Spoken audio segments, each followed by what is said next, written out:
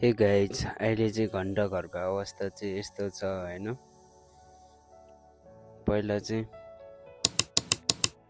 यस्तो थियो भने चाहिँ अहिले चाहिँ यस्तो भएको छ। सायद यो 2072 साल वैशाख 12 गतिको भूकम्पले यस्तो बनाएको।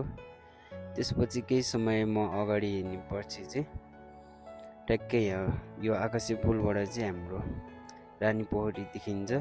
यो आकाशे पुलमा आउँदा चाहिँ म फर्स्ट टाइम हो कि अलि अल्मलियो है। यहाँनिर चारैतिर जाने बाटो छ, यताउता कता जाने हो। बाइक स्कुटरमा चाहिँ आइरह हुन्थ्यो तल मुनि बाटो तर माथिबाट हिँड्दा चाहिँ अलि झुकिँदो रहेछ फर्स्ट टाइम मान्छे आयो भने। रानी पोखरी चाहिँ यस्तो छ गाइज होइन।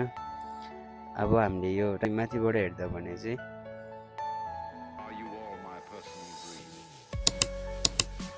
केही यस्तो देखिन्छ।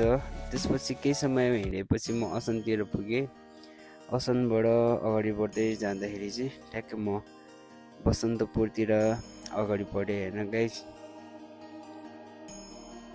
ठ्याक्कै म बसन्तपुर पनि आइसकेँ। अब यहाँको चाहिँ मन्दिरहरूको चाहिँ भ्यू हेर्नु होला है, दामी आउँछ है भिडियोमा, इन्जोय गर्नु होला।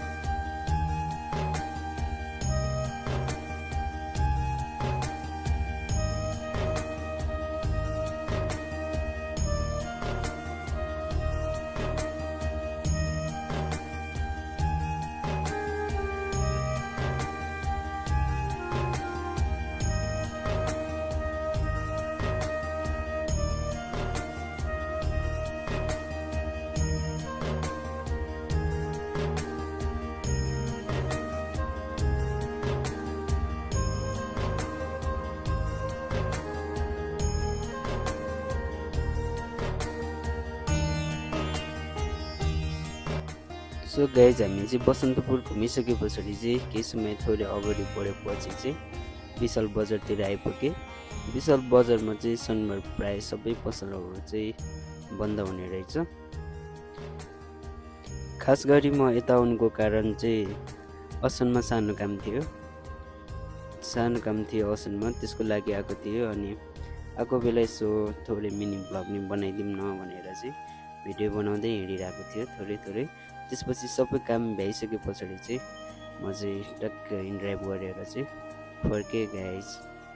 त्यो चस्मा लगाउन चाहिँ बिर्सेको रहेछु, त्यो भएर चाहिँ पुरा इनड्राइभमा आउँदाखेरि चाहिँ आँखामा एकदम धुलो परिरहेको थियो। अनि भिडियो चाहिँ के कस्तो लाग्यो, च्यानलमा नयाँ हुनुहुन्छ भने चाहिँ सब्सक्राइब पनि गरिदिनु होला, कस्तो लाग्यो कमेन्ट पनि गरिदिनु होला guys. Bye bye, take care.